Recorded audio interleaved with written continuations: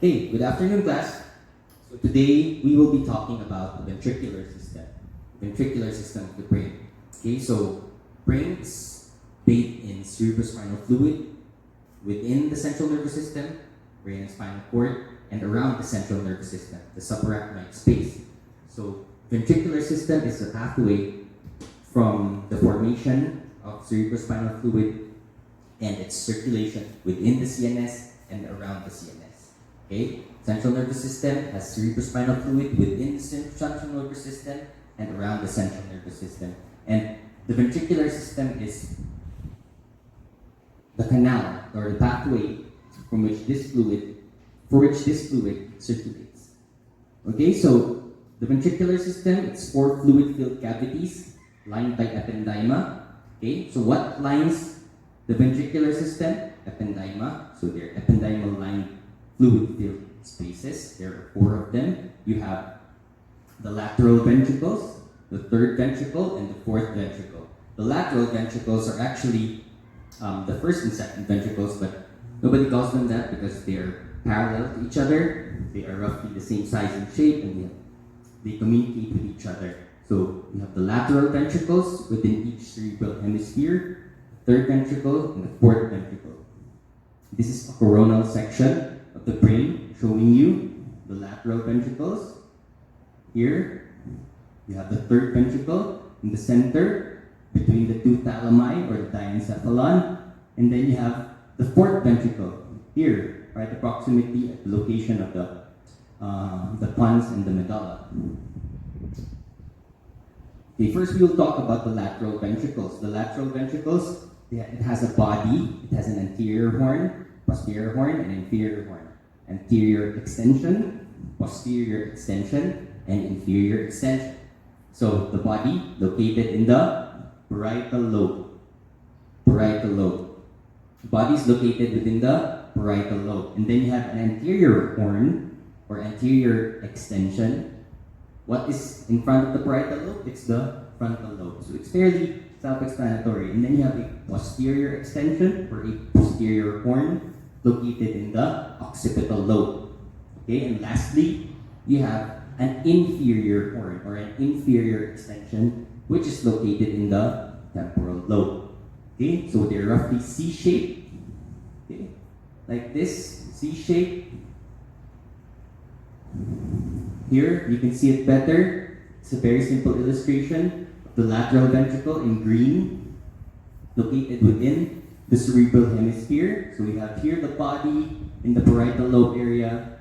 You have the posterior extension within the occipital lobe, the anterior extension within the frontal lobe, and lastly, the inferior extension within the temporal lobe. Okay, so lateral ventricles. And then next, okay, so this is another diagram of the lateral ventricles from the coronal view, roughly C-shaped. Okay. And then within the lateral ventricles, of course, we have to talk about the interventricular foramina, or otherwise known as the foramen of Monro. It's located on the anterior part of the medial wall of the ventricles. And the boundaries are anteriorly the anterior column of the fornix, and posteriorly the anterior end of the thalamus. Okay, anteriorly, anterior column of the fornix, and posteriorly the anterior end of the thalamus. Okay, so here we have an illustration of the interventricular foramina. So as you can see, this is the third ventricle, and these are the lateral ventricles. Remember, the lateral ventricles are roughly C-shaped. Okay, so they communicate with the third ventricle by the interventricular foramina. On MRI, so you can see here the interventricular foramina in front of the blue arrow. Okay. So the body extends from the interventricular foramen to as far posteriorly as the posterior end of the thalamus, and it has the choroidal fissure. What is the significance of the choroidal fissure? It is a slit-like gap between the body of the fornix and the superior surface of the thalamus through which the choroid plexus enters. So the body has a roof, a floor, and a medial wall. You will read this in your book, so I will not mention this one by one. Okay, this is a very simple illustration. You have the thalamus here. Then here's the posterior column of the fornix. Another one from the coronal perspective. This is the third ventricle between the two thalami. Then lateral ventricle body. So approximately here is the interventricular foramen. Then anterior horn also has a roof, a floor, and a medial wall. This is the one that projects into the frontal lobe. Okay, next you have the posterior horn here. These are the boundaries. So you have the petum of the corpus callosum. The medial wall has two swellings called, the name of the two swellings are the bulb of the posterior horn and the calcar avis, which are here. Why are there two swellings? Number one, the bulb of the posterior horn is a superior swelling caused by splenial fibers of the corpus callosum called the forceps major. Whereas the calcar avis, the inferior swelling, is caused by the calcarean sulcus. And lastly, you have the inferior horn. It extends into the temporal lobe, and the following are the boundaries of the inferior horn of the lateral ventricle. And then, of course, the choroid plexus. We have to talk about the choroid plexus of the lateral ventricle. So it's located in its medial aspect. So you can see here the label medial lateral. It's located in this medial aspect. The choroid fissure, as I said, is the slit-like gap through which the choroid plexus enters the body of the lateral ventricle. Okay, very clearly shown in this illustration. Another illustration. So as you can see here, this is the highly vascular telachoroidea. Remember the telachoroidea, if it's ependymal line, and as the pia mater fuses with the telachoroidea, it becomes the choroid plexus. We discussed that in the previous lecture. This is the highly vascular telachoroidea. As you can see here, the body of the cavity of the lateral ventricle, and then you have ependyma surrounding both the choroid plexus and the ventricular lining. So this is the cavity of the third ventricle. So you can see here, this is the plexus, the choroid plexus. So remember what plexus means? It basically means it's a web. So it's a web of blood vessels that actively produce cerebrospinal fluid. And then you get to the third ventricle, which is a slit-like cleft between the two thalami. Okay, so you can see here, these are the two thalami, no? Otherwise known as the diencephalon part of the brain, the two thalami, and between them is the cavity of the third ventricle, okay?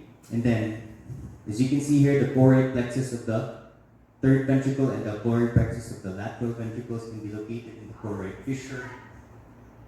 So the third ventricle, the choroid plexus is at the roof of the third ventricle and projects on either side of the midline. So you can see here, the choroid plexus at the roof and projects either side of the midline.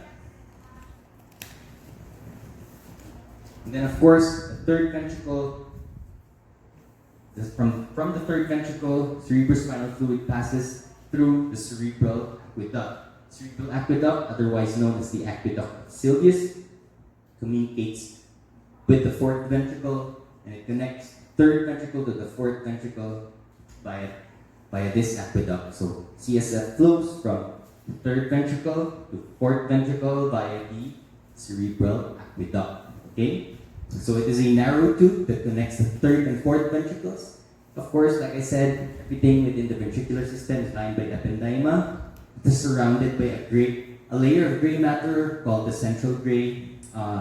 The cerebral aqueduct does not have a choroid plexus. So remember, the lateral ventricles has choroid plexus, the third ventricle has choroid plexus, and even the fourth ventricle has choroid plexus, but the cerebral aqueduct does not have choroid plexus. So we move on to the fourth ventricle. This is roughly tent-shaped.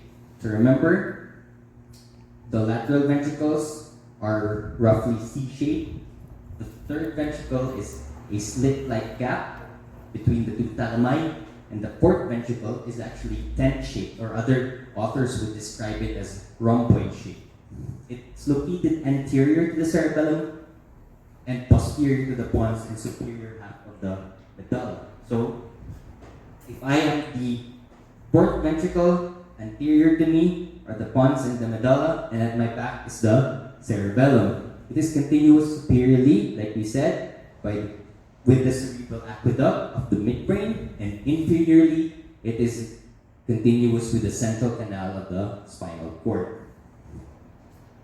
So it has lateral boundaries, it has a roof, lateral boundaries cranially, superior cerebellar peduncles, and caudally inferior cerebellar peduncles. Remember, cerebellum is connected to the brainstem, the pons, the medulla, by its cerebellar peduncles. In the roof, in the midline, it is pierced by foramen of Magendie. Foramen of Magendie. It is an area in an area devoid of nervous tissue and formed by the ventricular ependyma known as the inferior medullary velum. So, at the roof of the fourth ventricle, there is a foramen known as foramen of Magendie. Remember, it is midline, so it is a median foramen. It is not, you cannot call it a foramina because there's only one. So, foramen of Magendie is located in the midline. It pierces the roof of the fourth ventricle in an area that is devoid of nervous tissue. Whereas the lateral recesses extend around the sides of the medulla, and there's an opening anteriorly as the lateral opening of the fourth ventricle, which is called the foramen of Luschka. So there are two of these. They extend around the sides of the medulla, and they're called foramina of Luschka because there are two of them. Okay, so one median foramen of Magendie, and two lateral foramen of Luschka. So remember, the fourth ventricle is very significant because it has the foramen of Magendie in its roof, and laterally around the medulla, lateral sides, anterior opening, foramen of Luschka. And these two, they communicate with the subarachnoid space. So this is actually where CSF exits from the central nervous system to the subarachnoid space. Remember I said earlier, cerebrospinal fluid is within the central nervous system and around the central nervous system. So we've covered the within the central nervous system part as it exits through the three foramina, foramen of Magendie, foramen of Luschka. It communicates with the subarachnoid space, and it permits the flow of CSF. Okay? So the fourth ventricle, like I said, has a choroid plexus. The choroid plexus in the fourth ventricle is roughly T-shaped, and its blood supply is from the posterior inferior cerebellar arteries. So remember, the fourth ventricle is located between the cerebellum and the pons and medulla. So anteriorly, it is bounded by the pons and the medulla. Posteriorly, the cerebellum. So posterior cerebellar arteries is the blood supply of the choroid plexus. So now we move on to the subarachnoid space. It is the interval between the arachnoid matter and pia mater. So remember, the three meninges of the brain. The outermost covering is the dura mater. The innermost covering, closely opposed and hugging the brain, to its gyri and sulci, is the pia mater or soft matter, and in between them is the arachnoid matter.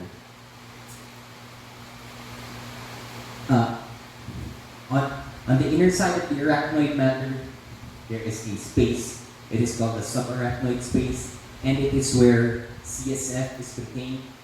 CSF, remember CSF, the functions of CSF, it provides nutrition, it's where some metabolites from brain metabolic activity gets deposited, and it cushions the brain to protect it somehow from trauma. So it is also where the large blood vessels of the brain are located. Subarachnoid space completely surrounds the brain and extends along cerebral blood vessels and only stops existing when the vessels become arterioles and venules. So remember, subarachnoid space completely surrounds the brain. Along certain areas, however, especially at the base of the brain, the subarachnoid space does not closely follow the surface of the brain, and in such cases, the space expands to become cisterns. Okay? Cisterns. So, especially in the base of the brain, we have subarachnoid cisterns. We have the cerebellomedullary cistern, cerebellopontine cisterns,